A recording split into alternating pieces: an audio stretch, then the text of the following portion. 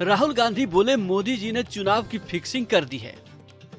भाइयों और बहनों,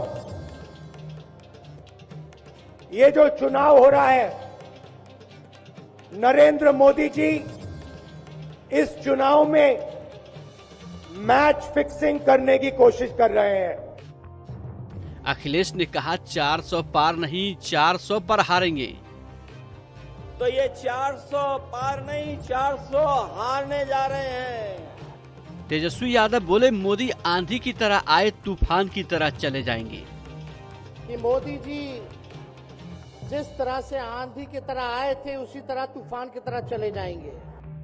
उद्धव ने हुंकार भरी कि देश तानाशाही की तरफ जा रहा है। एक नारा आपको देना होगा, तानाशाही के खिलाफ अब की बार भाजपा तड़ी पर। वार हुआ, पलटवार हुआ, मगर ऐसा पहली बार हुआ जब विपक्ष की पूरी टीम एक मंच पर मौजूद थी। इंडिया गठजोड़ इकट्ठे हैं, सब इकट्ठे हैं। आज सभी के मेरे ख्याल में कईयों का तो कैमरे भी कांपने लगे होंगे, ये इकट्ठे कैसे बैठ गए। दिल्ली का रामलीला मैदान था। इंडिया ब्लॉक के सभी नेता एक मंच पर मौजूद थे। सभी के निशाने पर प्रधानमंत्री मोदी थे। इंडिया गठबंधन की महारैली से सभी ने एकजुटता का मैसेज तो दिया ही, साथ ही बीजेपी को सत्ता से उखाड़ने की हुंकार भी भरी। अपील भी तुम हो, दलील भी तुम, अपील भी तुम, दलील भी तुम, गवाह भी तुम, वकील भी तुम, गवाह भी तुम, वकील भी तुम, जिसे भी चाहो हराम कह दो, जिसे भी चाहो हराम कह दो, जिसे भी चाहो हलाल कर दो। ये तस्वीरें उस वक्त की हैं जब रैली खत्म होने से पहले इंडिया अलायंस के नेताओं ने हाथ उठाकर एकजुटता दिखाई। मंच पर मौजूद सभी नेता गर्मजोशी से मिले। अब सवाल ये है कि इंडिया ब्लॉक की ये एकजुटता बीजेपी को कितनी चुनौती दे सकती है। जिस वक्त दिल्ली में इंडिया अलायंस की मीटिंग चल रही थी, उसी वक्त ममता बनर्जी नादिया में कांग्रेस पर निशाना साध रही थी। কিন্তু বাংলায় সিপিএম কংগ্রেস বিজেপি আমাদের বিরুদ্ধে লড়াই করছে। সিপিএম কে ভোট দেওয়া মানে বিজেপি কে ভোট দেওয়া, কংগ্রেস কে ভোট দেওয়া মানে বিজেপি কে ভোট দেওয়া, আর একটা লেজুর পার্টি মুসলিম পার্টি হয়েছে, সেটাকে ভোট দেওয়া মানে বিজেপি কে ভোট দেওয়া, আর বিজেপি কে ভোট দেওয়া মানে বিজেপি কে ভোট দেওয়া। दिल्ली में तो टीएमसी इंडिया ब्लॉक के साथ खड़ी है, लेकिन बंगाल में कांग्रेस को सीट नहीं देना चाहती। टीएमसी बंगाल में सभी 42 सीटों पर चुनाव लड़ रही है। बंगाल में कांग्रेस और टीएमसी की सियासी तकरार का आलम यह है कि अधीर रंजन चौधरी के खिलाफ पूर्व क्रिकेटर यूसुफ पठान को टीएमसी ने टिकट दिया है। टीएमसी बंगाल से बाहर ताकतवर नहीं है और बंगाल में कांग्रेस से गठबंधन नहीं, तो क्या इसे एकजुटता कहा जाएगा? ममता बनर्जी के अलग होने के बाद बंगाल में कांग्रेस और लेफ्ट के बीच दोस्ती परवान चढ़ी, लेकिन अभी तक सीट शेयरिंग पर फाइनल मुहर नहीं लगी। जबकि केरल में पहले से ही दोनों एक दूसरे के खिलाफ चुनाव लड़ रहे हैं। पश्चिम बंगाल में ममता बनर्जी के खिलाफ लेफ्ट और कांग्रेस एक साथ चुनाव लड़ रहे हैं, लेकिन वही लेफ्ट केरल में राहुल गांधी के खिलाफ प्रत्याशी उतार देती है। राहुल के लिए सेफ सीट माने जाने वाली वायनाड पर भी अड़ंगा है। इस बार राहुल का खेल खराब करने की कोशिश विपक्षी गठबंधन में कांग्रेस की ही सहयोगी सीपीआई ने कर दी है। सीपीआई को सभी लेफ्ट पार्टियों का समर्थन भी हासिल है। वायनाड से सीपीआई अपने कैंडिडेट का ऐलान पहले ही कर चुकी है। उम्मीदवार भी कोई छोटा मोटा चेहरा नहीं है। सीपीआई यहां से पार्टी महासचिव डी राजा की पत्नी एनी राजा को टिकट दे चुकी है, और वही डी राजा जब दिल्ली के मंच पर थे तो एकजुटता की बात कर रहे थे। My party, the Communist Party of India, joins all of you to declare our common resolve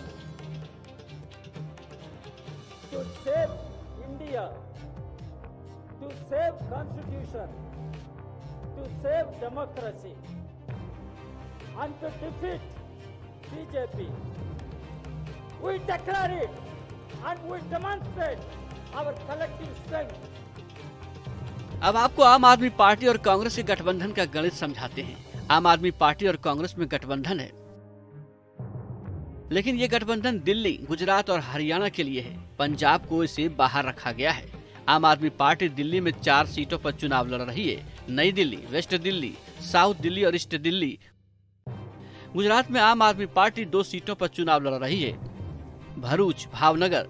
वहीं हरियाणा की 1 सीट पर आम आदमी का उम्मीदवार चुनाव लड़ेगा, वो सीट है कुरुक्षेत्र सीट। पंजाब में कांग्रेस का आम आदमी पार्टी से गठबंधन न होने का दर्द खड़गे की जुबान पर रामलीला मैदान की रैली के मंच से झलक आया।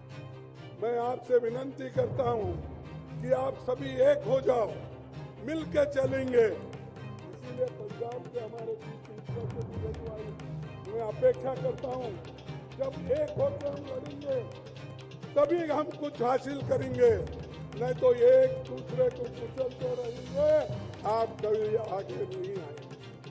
मैं आपसे विनती, पहले हम एक होने का सीखो, एक दूसरे को तोड़ने का मत सोचो, ये हमारा उसूल होना चाहिए। खूब जुबानी तीर चले, खूब जज्बात छलके और गारंटी पर गारंटी का वादा हुआ, मगर बीजेपी ब्रांड मोदी के नाम और काम पर कॉन्फिडेंट है। रामलीला मैदान से हुई हुंकार पर बीजेपी ने पलटवार किया कि जो गठबंधन भीड़ नहीं जुटा पाया वो वोट कहां से लाएंगे। घमंड और अहंकार से भरे हुई इंडी गठबंधन, ये कौन नेता मंच पर आए? देश की जनता को जानना कौन नेता मंच पर है और किस स्थान पर है। ये सभी जानते हैं कि पीएम मोदी के राजनीतिक उभार के बाद कांग्रेस की सियासी जमीन सिमट गई है। क्षेत्रीय दल भी कमजोर पड़े हैं। जिस धूमधाम के साथ इंडिया गठबंधन बना था वो अब बिखरा हुआ और बिना तालमेल के दिख रहा है।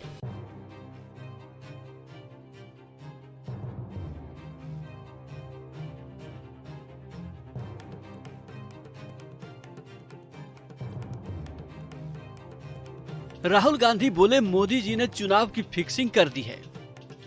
भाइयों और बहनों, ये जो चुनाव हो रहा है, नरेंद्र मोदी जी इस चुनाव में मैच फिक्सिंग करने की कोशिश कर रहे हैं। अखिलेश ने कहा 400 पार नहीं 400 पर हारेंगे। तो ये 400 पार नहीं 400 हारने जा रहे हैं। तेजस्वी यादव बोले, मोदी आंधी की तरह आए, तूफान की तरह चले जाएंगे। कि मोदी जी जिस तरह से आंधी की तरह आए थे उसी तरह तूफान की तरह चले जाएंगे। उद्धव ने हुंकार भरी कि देश तानाशाही की तरफ जा रहा है। एक नारा आपको देना होगा, तानाशाही के खिलाफ अब की बार भाजपा तड़ी पर। वार हुआ, पलटवार हुआ, मगर ऐसा पहली बार हुआ जब विपक्ष की पूरी टीम एक मंच पर मौजूद थी। इंडिया गठजोड़ इकट्ठे हैं, सब इकट्ठे हैं। आज सभी के मेरे ख्याल में कईयों के तो कैमरे भी कांपने लगे होंगे, ये इकट्ठे कैसे बैठ गए।